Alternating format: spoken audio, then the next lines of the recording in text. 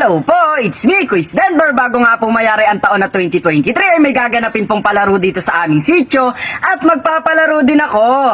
Hihi. Pero bago po ako pumunta sa paggaganapan, gusto ko nga po muna magpasalamat kay Konsehal Bernard Marixas sa binigay niyo pong bagong medyas.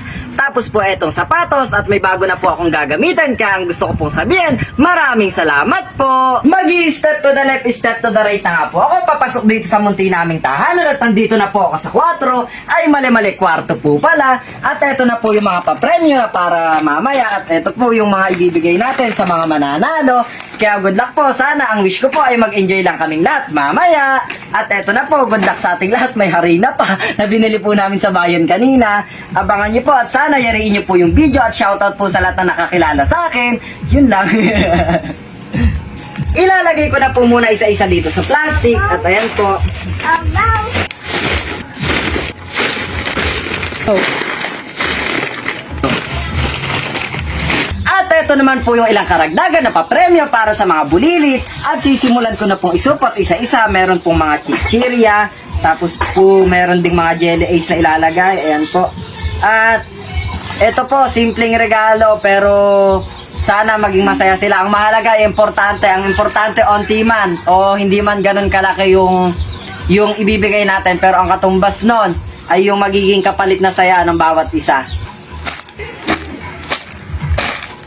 Agad? Bibigyan na kita agad ng premyo. Jelly Ace. Jelly Ace. Sasali ka ba dun mamaya? Nung nayari ko na po na i-repack, ito po ilalagay ko na isa-isa. Nailagay ko na po lahat at ito po naka-ready. Wow, English yun ah. Andito na po yung mga bata sa amin, nagulat pa ako. Naka-ready na sila dito. Hey, ready na ba kayo maglaro? Alis na nga po pala ako sa munti naming tahanan at pupunta na po ako sa court. Dahan-dahan lang po habang buhat-buhat ng malakas kong braso, may muscle yan. Nakakagulat po yung mga bata na to nung nalaman po na magpapalaro ako, hindi na nila ako iniwan. Ay, sana all, hindi iniiwan. Ganun sana. Pinuntahan ko na nga po ang ilan sa mga nangunguna sa palaro ngayon na taon-taon po naming ipinagdiriwang bago matapos ang isang taon. Kakatapos lang po nilang kumain at nahuli na ako dahil nag-ayos pa po ako ng ilang ipapapremyo ko sa mga palaro. Mamaya hapunan. Mga nagsikaway na nga po muna kami tapos nakangiti para pogi. Taon-taon na nga po nakasanayan na ng ilan sa mga kabarangay namin, lalo na po yung mga kabataan dito sa sitio namin na magkaisa sa ikasisigla ng bawat isa. Nasa simpleng salo-salo sa pagkain at paglalaro ay nagiging matatag at matibay ang samahan ng lahat, lalo na po sa mahalagang importanteng suporta ng mga nakakatanda na silang mga nagsimula ng ganitong gawain taon-taon ay pinagpapatuloy na ng mga susunod pang henerasyon. Gaya po ngayon na dati ako ang isa sa mga bata na nakikisali sa mga palaro na kahit maliit na papremyo ay sasalit-sasali para maging masaya at masubukan kung kaya ding makipagsabayan at manalo. Nakakatuwa nga po na dati ako lang yung sumasali sa palaro, ngayon ako na yung isa sa nagpapalaro na kahit sa simpleng bagay ay makakapagbigay ng ngiti sa kanilang mga labi, lalo na po sa mga bata. Kanina nga po na pumunta sila sa munti naming tahanan ay mga nakasapatos at mga naka-jersey na po agad sila. Kaya ang ipinalaro ko na lang po muna ay shooting at tumulong pa po sa akin yung panganay na kapatid nila Papa na si Tito Ricky. Bago po kami magsimula, pinapila ko na po muna sila tapos tinanong ko po kung hanggang saan nila kayang ihagis yung bola kung mula kabilang bayan hanggang dito. Biro lang po. Kaya daw po nila hanggang sa 3 points pero sabi po namin sa free throw na lang sila para madaling makashoot. At ang una nga pong 5 na makakashoot ay sila yung bibigyan ng premyo na house and lot tapos may kasamang kiss ni Quiz Denver. Ay, ako'y kinikilig. Nakashoot na po yung kulang na isa at silang 5 na po yung nakashoot tapos nakatanggap ng premyo. Napansin ko nga po na parang nangihinayang yung 4 na natira kaya tinignan ko po muna kung meron pang sobra sa mga papremyo. Tapos pinag-shoot ko na lang po sila sa malapit para may premyo din sila pero hindi po gaya nung naunang 5. Lahat nga po sila walang talo dahil lahat may premyo at para naman po sa 5 nakashoot kanina ay mag-shoot pa po ulit sila tapos kung sino yung 2 makakashoot ay may karagdagang premyo. Ito naman, onte.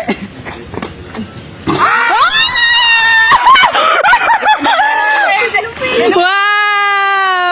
Yun o, ngiti lang, para pogi. Mamaya ko po ulit paglalaroin yung mga bata. Ngayon naman po pumunta ako sa mga quiz na mga kapwa ko kabataan na taga dito sa amin. Dahil may inihanda din po akong palaro sa kanila. Kaso po hindi ko naabutan yung 5 versus 5 basketball nila kanina. Kaya para makabawi po ako at makapagbigay din ng kasiyahan sa kanila, hindi lang po yung mga bata yung mag-shooting dahil sila din. At kung sino po yung unang 5 na makakashoot sa kanila ay makakatanggap po ng 50 pesos na pandagdag ng load nila o pambili ng bagong motor na kasing bilis ng tuloy naming brum brum. Nung nakapagagis na po ng bola yung lahat ng sumala, naghagis na din po si Tito Ricky at hindi po pumayag si Papa na hindi din siya mag-shoot kaya nagis na po ni Papa yung bola. At pumasok pa, tsamba. Pero sabi ko po kay Papa sa susunod na lang yung premyo niya dahil hindi counted. Wow, English yun ah. Ang hinahanap. O, 4 pa daw. 4 na shoot. Ala! Ano?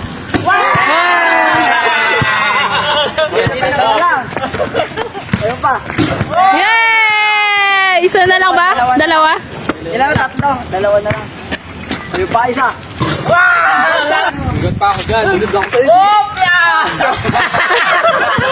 Agad kami. Ayun, no. Wow! Last one! Diyan na lang. Patay mo. Patay mo! Anong di na kasi sila? At eto na nga po, sila po yung mga pinalad na makashoot at manalo ng 50 pesos. Ayan po si Tito Jer, na bunsong kapatid nila Papa. Isa po si Tito sa nakashoot ng bola. Pinakaway ko na po muna yung mga nanalo, tapos po mga nagpicture para may remembrance. Wow, English yun na. May sumobra pa po na isang malaking chichirya, kaya sabi ko po kung sino yung isa pang makakashoot ay bibigyan.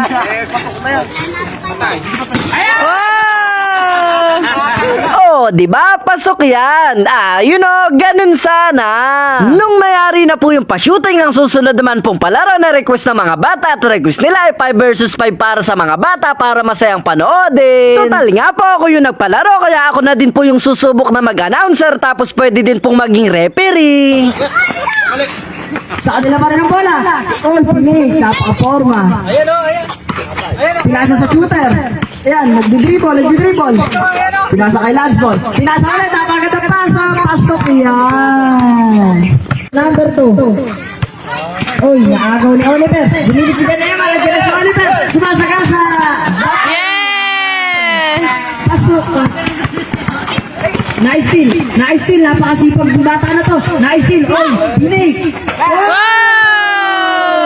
Oops, pasensya na po, hanggang doon lang po muna dahil yung kabuuan po ng basketball nila, abangan nyo na lang po yung susunod kong vlog. Dahil andun po yung kabuuan ng masayang 5 versus 5 basketball ng mga bata na sobrang daming nangyari at nagkalito-lito. Pero patuloy pa po tayo sa paglalaro dahil nag-request. Wow, English yun na. Nag-request pa nga po yung mga bata sa akin na magpalaro pa daw po ako, kaya kinuha ko na po yung harina na binili namin sa bayan kanina tapos pinalapit ko na po ulit sila. Bale, 6 po yung sumali sa bawat kapon, nilagyan namin ng 5 pesos sa ilalim tapos pupunuin po ng harina yung cup at ihihipan po nila. Sila Giro, Jabern, Oliver, Eman, RJ at Donyor ang unang makakapagpalabas o makakapagpakita ng 5 pesos ang siyang mananalo. Good luck sa inyo!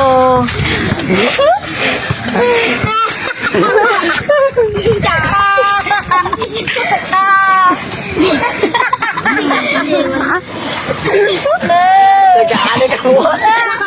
Nagalit.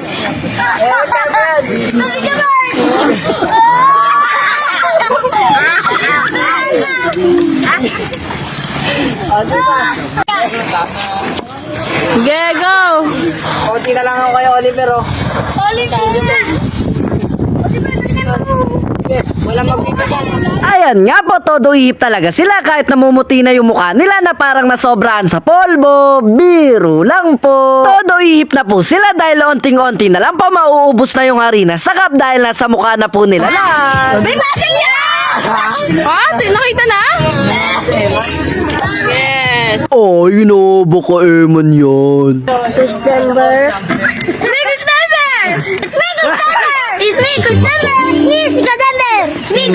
Binigay ko na po yung premyo ni Eman at binigyan ko na din po ng premyo si Jabern dahil onting-onti lang po yung lamang ni Eman sa kanya. Nagkatuwaan pa nga po kami ng mga bata na to dahil talaga mga hindi po sila magpapatalo sa sayawan dahil sila pa po yung mga nag-aayan. Hello po, it's me, Quiz Denver. Kuya na!